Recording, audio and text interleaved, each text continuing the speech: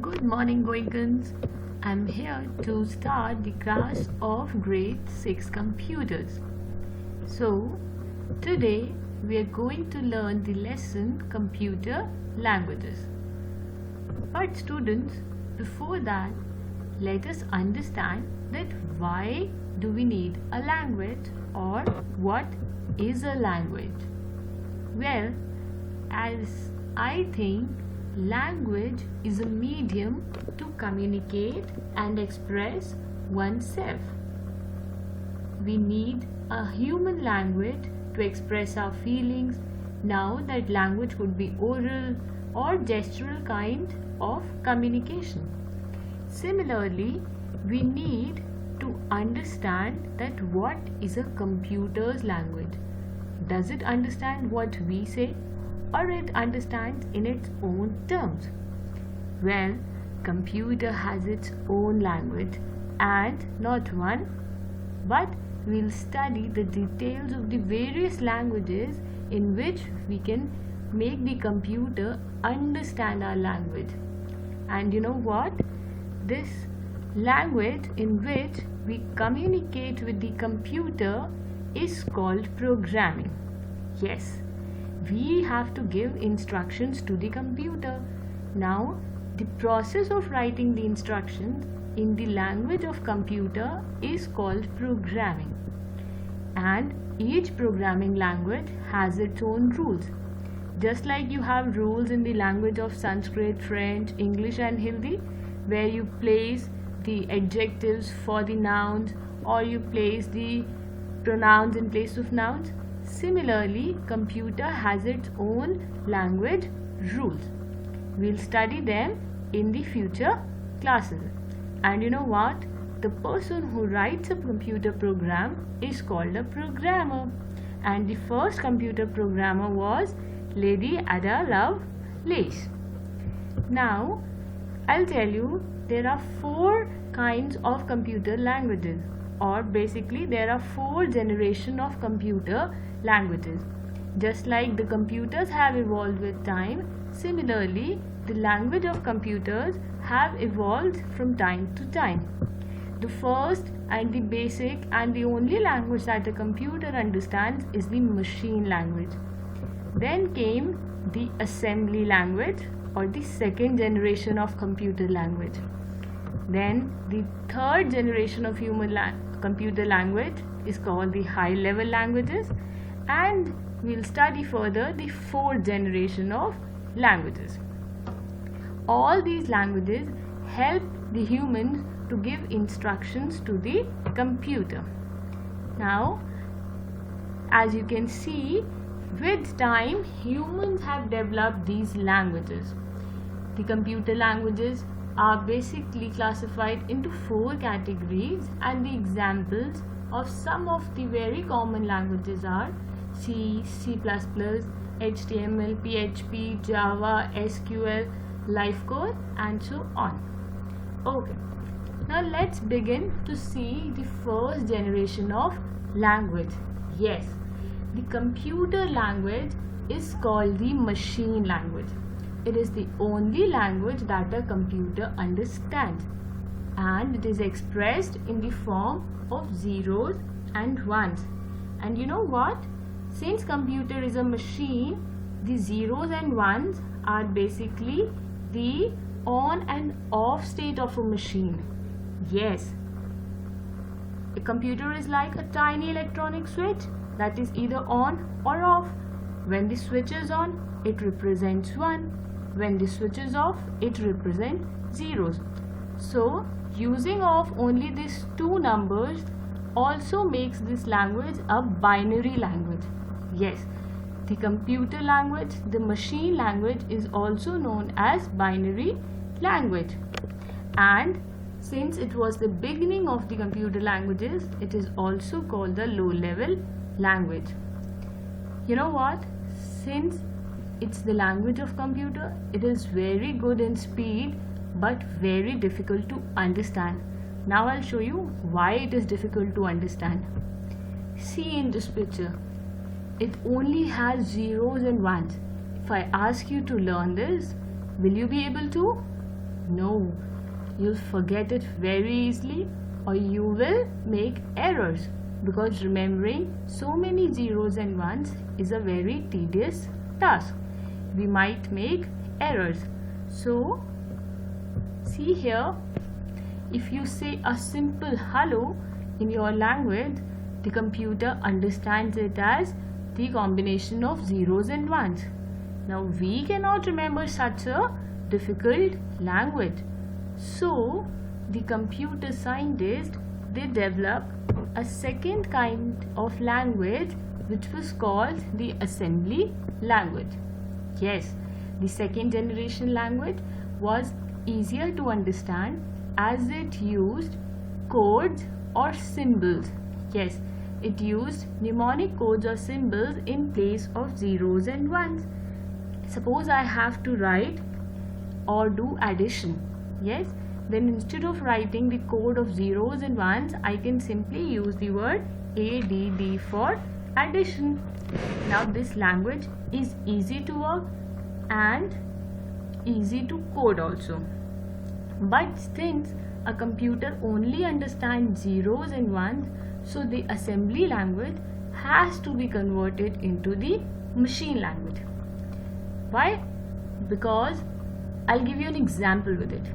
Suppose our Prime Minister goes to visit some other country. Suppose he's gone to visit France. Now he does not understand the French language, and the French Prime Minister will not understand Hindi. Yes? So they need a converter or a language translator. That means there has to be a person who can convert Hindi language into the French and French language into Hindi. Similarly, we need an assembler or a converter which converts the assembly language code into machine language. And students, the code written in the assembly language is called source code, and the converted code which is in the machine language is called the object code. See here in this picture, the assembly language code has some English and numeric symbols used. With the help of an assembler, this code is converted into binary language. Yes, the language of zeros and ones, so that the computer can understand. But this language is also regarded as a low-level language. Now we'll study the third generation of language, which is a high-level language. This generation of language made it very easy for the humans to write programs, since it used common English language words and very familiar mathematical symbols. This language was very user-friendly, and it is also not machine independent. That means a code written in any one computer can run on all the different kind of computers. Just like you use various apps which run very smoothly in different kinds of phones or computers. Like you use the Zoom app or WhatsApp or YouTube. You can easily use all these apps on either Android or iOS or Windows. These are all platforms. So when a language works on different platforms very smoothly, it becomes a high-level language. But these languages, they have their own rules which are called syntax, and you must follow those rules to write the language smoothly. Some examples of a high-level language are Java, Basic, C++, and C. But the high-level language is again not understood by the computer.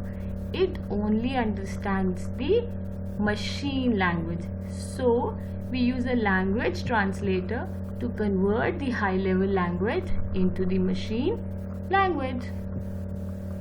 But there are language translators of two types.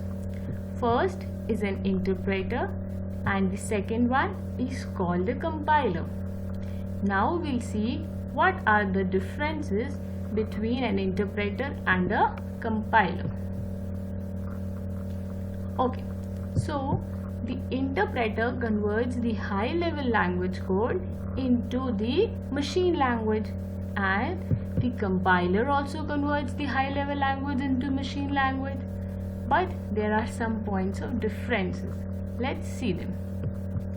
An interpreter translates line by line. That means an interpreter takes the program, converts each line, then tells the error in that line. If any error is found, the error has to be corrected then and there, only then it will move to the next line. Whereas a compiler translates the whole program at once.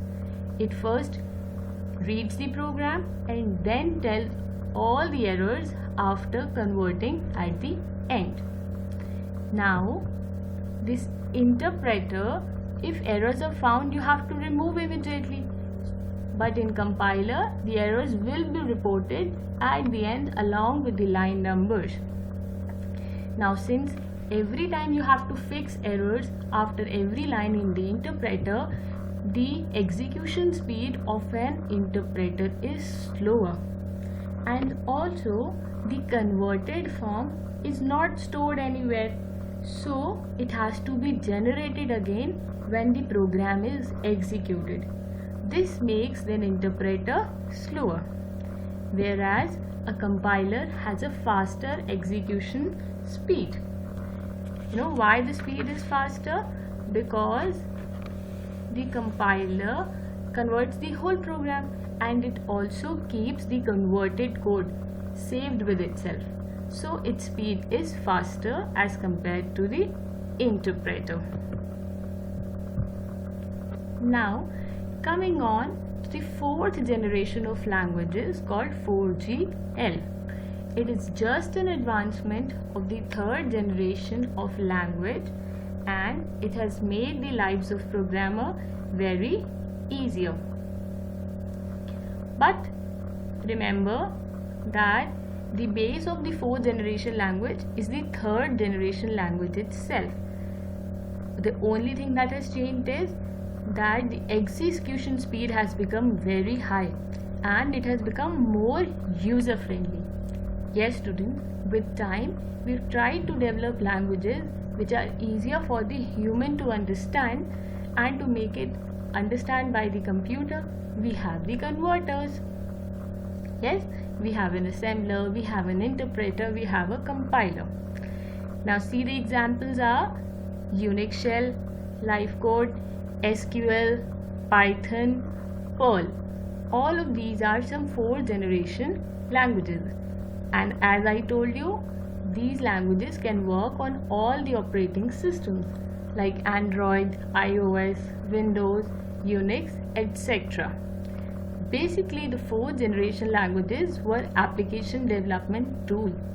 Yes, I'm talking about the apps which we use, because in the fourth generation language, the user has to specify only the required output they want, while the computer determines the sequence of instructions on its own.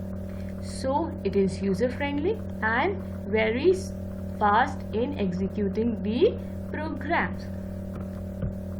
Okay, so let's once again see that the basic division is high level languages, low level languages, and the machine language or the machine code. So students, learn it by heart. To convert the high level languages, you need a compiler or an interpreter. To convert the low level language or the assembly language, you need an assembler. All these translators or converters will give you the machine code or the computer language, and these both work on the system that we operate. I hope the chapter is clear to you.